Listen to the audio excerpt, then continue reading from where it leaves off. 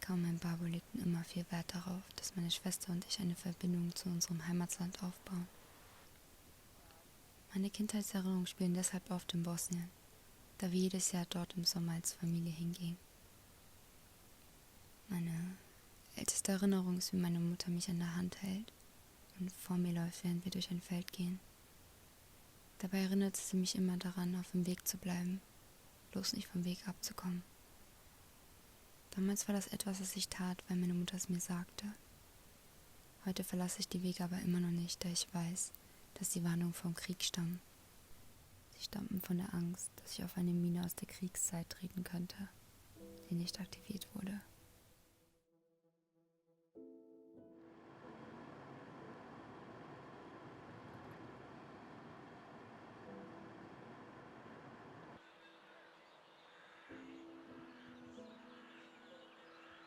Ja sam od onih koji u stvari nisu vjerovali da rata može biti. Vjerovao sam u ljude. Vjerovao sam u dobrotu, vjerovao sam u pamet i u razum. I prevario sam se strašno. Ja se zovem Mladen Blagojević. Iz Sarajeva sam, imam 63 godine. Po zanimanju sam novinar. Protekli rat u Bosni i Hercegovini proveo sam u Sarajevu. Od početka do kraja. Imam suprugu, sina, kćerku, koji su tad bili mala djeca. Zadržim u Sarajevu i oni su naravno isto to željeli. Za Boga, svaka porodica želi da je zajedno i da živi zajedno. Moji za svaki konvoj koji je izlazio iz Sarajeva imali uredne papire za otići.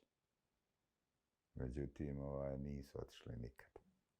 Jednostavno, kad dođe vrijeme da se konvoj organizira, da izlazi iz Sarajeva, moja djeca počnu da plaču i kažu da neće da idu od tate i ostane.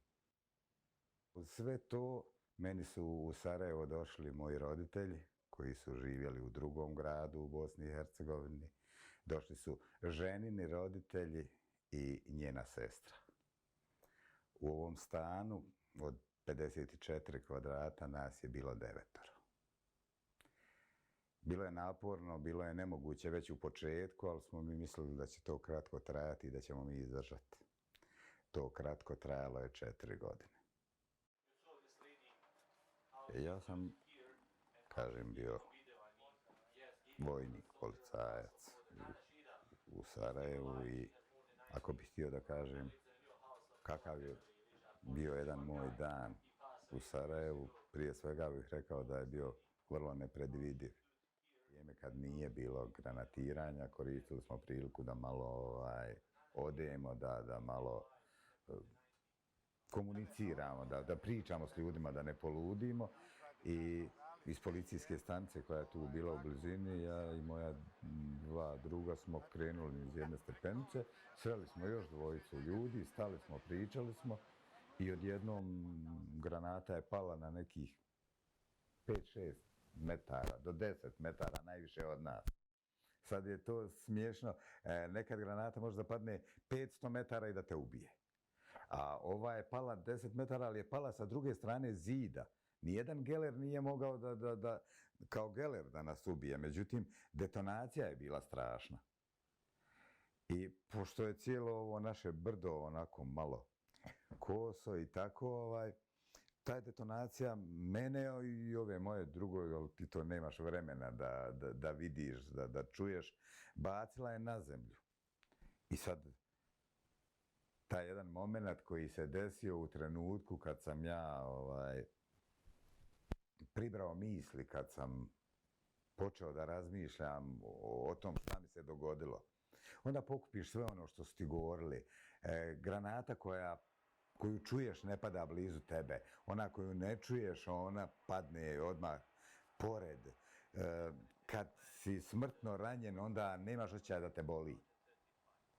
I ja sam u tom trenutku imao utisak da se meni to dogodilo, da sam ja nasmrt ranjen, ležim na zemlji, ne čujem ništa, zviždim mi ušima, pipnem se, sad sam ljigav od nečega, naravno, Mislio sam da je to krv.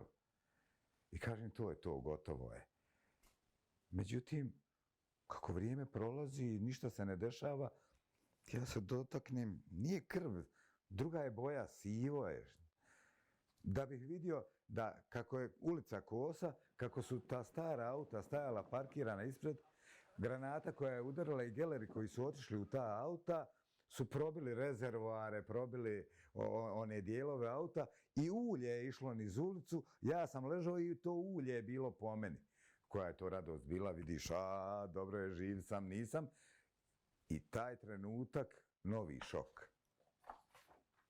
Prema meni ide dijete koje nije stajalo s nama, nego je bilo na drugoj strani, tamo iza zgrade gdje je mogao doći geler, ide prema meni, jednu ruku nosi u ruci, svoju jednu ruku nosi ovdje skoro da nema ruke i viče, Čiko, šta je ovo bilo? Prvo mi je muka ko čovjeku, nemam prethodna iskustva. Drugo, šta da mu kažem, šta da mu radim? Nemam ideju, ne znam ništa, a nešto moram, dijete me gleda u oči, traži pomoć.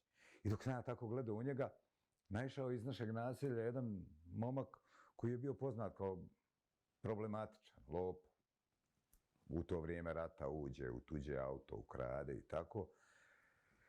Naišao je s tim autom, mi smo ga zamolili, tog malog smo strpali na zadnje sjedište njegovog auta i onom svojom lopovskom vožnjom sa područnom tamo ovamo, on je njega za 2 do 3 minute dovezao do klinike. Što je nemoguće, hitna ne može. Hitnoj treba 10 minuta, lopov je za 3 minuta stigao tamo. Malog su odmah uzeli, sašili i nedavno sam ga vidio na ulici, pričali smo o tom događaju. Ima ruku, ima ožiljak, veliki, nisu sve funkcije ruke, ali ima ruku i radi, živi, da kažem, normalno. Strah je bio sve prisutan. Uvijek, u svakom trenutku, bilo gdje da sam išao, u meni je bio nekakav strah i to najmanje za mene. Sebe sam nekako, da kažem, brzo prežalio. Ali bojao sam se za djecu. I smiješno je to kad neko čuje, kad kažeš da svaka granata koja je pala blizu meni je bila draža od one koja je pala tamo negdje, jer sam se bojao da ta granata koja je pala tamo negdje je pala u blizini moje djece i da kad dođem kući da ću čuti neke tužne i ružne vijesti kakvim smo bili manje i više svi izloženi cijelo vrijeme.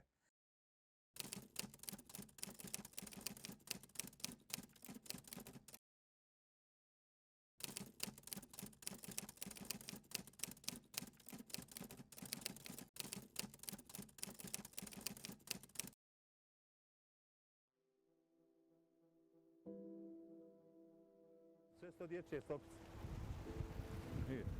Potisci.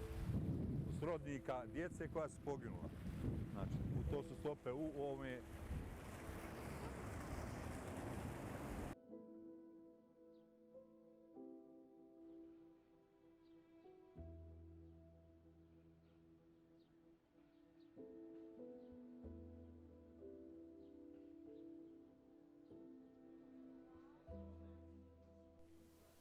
Meine Mutter wuchs in einer kleinen Stadt namens Derwenttal im Norden von Bosnien auf. Vor 30 Jahren konnte sie mit ihrer Familie und meiner ältesten Schwester nach Deutschland flüchten. Meine Eltern waren also in der Lage, sich in Sicherheit kennenzulernen, während viele ihrer Freunde in Bosnien blieben. Darunter Mladen, aber auch Dina und ihr Mann, der Soldat war. Živjela sam u Derventi do 92. godine, odnosno početkom 92. godine. 2 djece i muž koji je bio vojno lice. Agresijom na Bosnu razdvojili smo se i ja sam otišla u Hrvatsku, a muž bi otišao u Bosnu, konkretno u Sarajevo, pošto je bio profesionalno vojno lice. 92. odnosno 93. godine odlučila sam da dođem u Sarajevo, obzirom da je muž živio, odnosno ratovao u Sarajevu, da vidim da li mogu živjeti u Bosni. U Zagrebu nisu me smatrali normalnom i moja porodica da ja idem u rat, ali 94. odlučila sam da se vratim i prvi put kad je put plavi otvoren, ja sam ušla sa 2 djece, autom. Kad sam se vratila iz Zagreba, sva djeca su pokušavala da žive život kojim su ranije živjeli. Igrali su se u dvorištu, pričali priče, igrali se predstava, zatvorimo ih to u vojnim zgradama imaju veškuhnje, pa se tu glume, ja im napravim kolače, ili recimo kad se puca, ja zakuham krofne, pa zabavim, oni buše, prave, pržimo krofne, iznesu toj djeci. Jednostavno da djeca nisu u dvorištu, na ulici. Međutim, tog dana strašna je pucnjava bila i ujutro i navečer je pala negdje granata i gdje god pane granata, smrtonosno, zato što se ljudi kreću nekako, pa živiš život, ti mora živjeti, izaći, kupiti. Moje dijete je bilo u kući i tog dana je sva nekako bila tužna. Ili leži sa mnom na kauču, ili ljubi me, i ja taj dan proljeće je to grašak pravila i ona voli to za ručak. I ona, pa ja s njom tako ležim, zagrle se, spavale na kauču.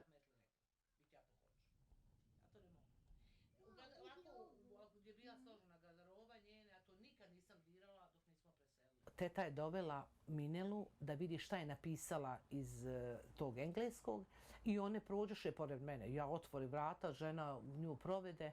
Ova Sidbela nije bila vani, ona je bila sa mnom u kući. I ona izađe, obuče patike, kažem ja njoj, a nemoj ići vani. Pa kaže, sam da zovnem drugarice u tu veškuhnju. I ja zatvorim vrata, ma nisam korak 2 napravila. Pade granata, sva se stakla razbiše, čuje se, puca. Ja otvorim vrata, dijeta mi nema pred vratima. Izađem, pošto sam na prvom spratu stanovala, izađem u dvorište, 4 djevojčice leže.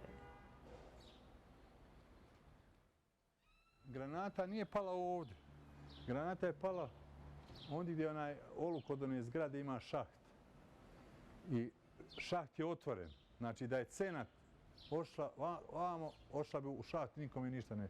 I pogodila u ivicu i geleri granata, vidiš tamo one rupe. To su one dole rupe po fasadi. Tu su geleri udar i rikošet je, odbio se, otud se rikošet i njih su geleri.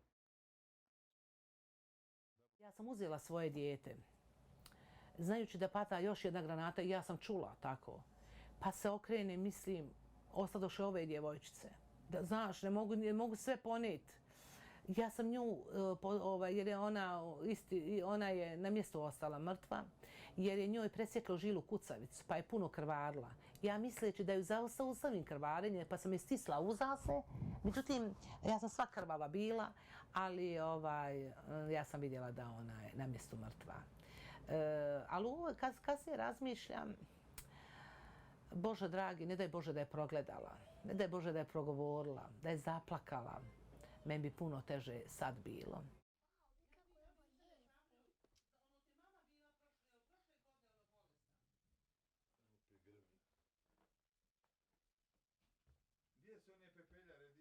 U toj sekundi vječnosti prođe. U tom momentu kad ti gledaš smrt svog djeta, kad ti ne možeš da vjeruješ da je to smrt, da je to mrtvo dijete, sad živo, sad me poljubi, izađe. U 6:30 čula se s tatom, pa kažem, on na putu bio, kupi mi čokolešnik. Nije u 6:30, u 4:30, čini mi se, on je u Zenci bio. Ali kad čovjek ima neku intuiciju, on je dolazio pa na ulazu u Sarajevo, kažu masakr bio u Sarajevu, 4 djece je poginulo na Markalama. Iza katedrale, on kaže, joj, tu je moje dijete poginulo. On u 6:30 zove i kaže, tako, joj, je li moje dijete poginulo? Onda, tako su mu saopštili. Prema tome, mislim, u tom momentu ne zna čovjek šta bi razmišljao i šta i kako. Pa odim je na mezar, pa pričam s njom, pa kad je dženaza bila, hoću da budem prisutna. Ja sam je otvorila, rekla, otvorite me, hoću da je vidim. I dan danas mi je ta slika, nisam mi mogla doći do lica kako se u nas po običaju sahrani, ogasuli. Ona je imala dugu kosu, svoje lice prekriveno kosom. I dan danas ja ne smijem tu sliku vratiti, sad vraćam, ali ja to ne smijem razmišljati. Ja ne mogu njene kose doći do lica. Ponekad sanjam to, ali neću to, bježim od toga, neću da je mrtva, jer ona je meni u duši živa. Ne mogu reći nemam za čim žalim za životom svog dijeta. Zašto? Zašto da ginu ta djeca? Ali jednostavno nisam se nikad odvajala od te djece, što sam nastavila i dalje. Živjela sam život, svaki tren s njima, da jednostavno pa se preispitujem, pa kažem, Bože, sam mogla još nešto učiniti, pa nisam. Neću da sebe krivim i u tom momentu neću, sve mi je Bog dao. Sve mi je dao Bog da jednostavno ne mogu žaliti, niti smijem plakat. Ali ja, kad mi je najteže i dan danas, meni da Bog najveću snagu. Ja sam tad najpribranija i ja sam jedina stup bila. Ja kažem, ja hoću to. Ja jednostavno neću da pokleknem. Ja to tako smatram da mi je na sav taj moj sabur, na sve to dade mi Bog nagradu, ostanem u drugom stanju u 41. godini. Do 6. mjeseca trudnoće nisam uopšte znala sam da sam trudna, nisam nikom htjela govoriti. U 6. mjesecu saznam da nosim dvoje. U mojoj porodici niko nije rodio dvoje. Ni ja, ni od muževe strane s moje. Ja jednostavno danima se pitam je li to moguće, pa jednostavno ne smijem se radovat, pa ja to... U meni je svaki organ zaleđen, da ja ne smijem se radovat, da ja ne mogu, mene strah života. Rodi njih 6,5 kila, 52 centa duge, normalne. Naravno na carski red sam željela, jer opet pomislim da Bože dragi, kad si ih dao, ma joj, najviše me spasilo razgovor sa dragim Allahom. Kad mi je ja i dan danas, ja samo s njim pričam. Ja to ne mogu kazati s nikom, niti želim da govorim, neću da mi ko smatra budalom, a ja jednostavno tako razgovaram i samo mogu njemu biti zahvalna u svemu tome.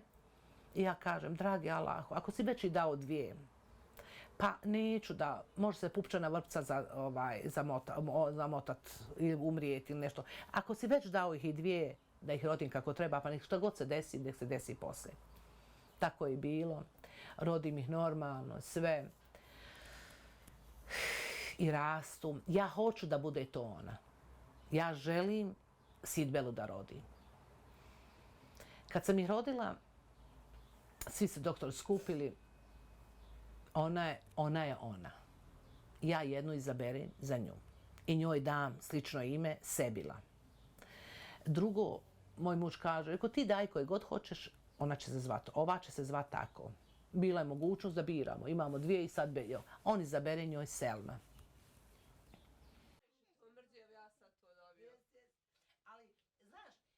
Ali ja nikom nisam htjela priznat, ja hoću da je to Sidbela. Ja hoću da je to. Njoj sam ime dala, ona mi liči na nju.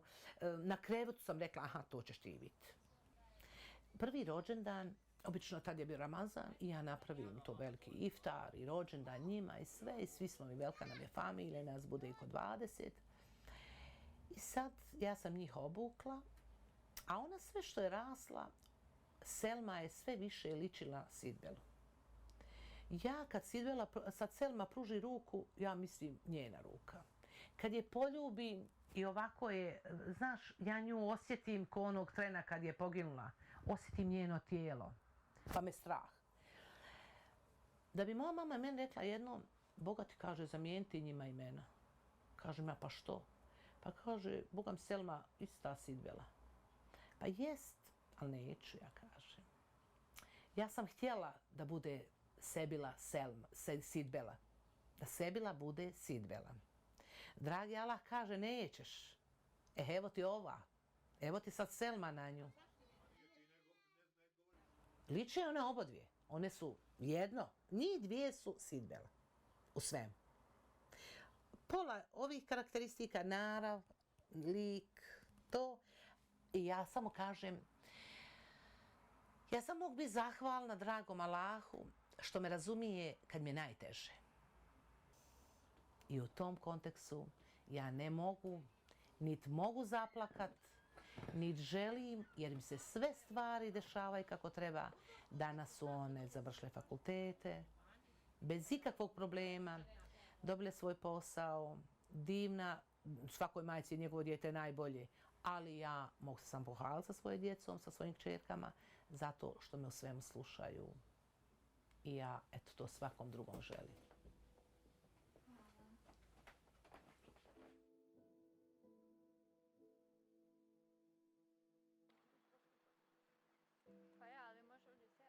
Ich wuchs teilweise in einem Land auf, welches immer noch an den Folgen des Krieges leidet, mit Menschen um mich herum, die diese Narben immer mit sich tragen werden. Obwohl diese Narben nie heilen werden, möchte ich, dass an sie erinnert wird, dass an das Leiden erinnert wird, die Tode, die Qualen, all die Dinge, die Europa schwur, sie würden nach dem Zweiten Weltkrieg nie wieder passieren, aber dennoch zugelassen wurden.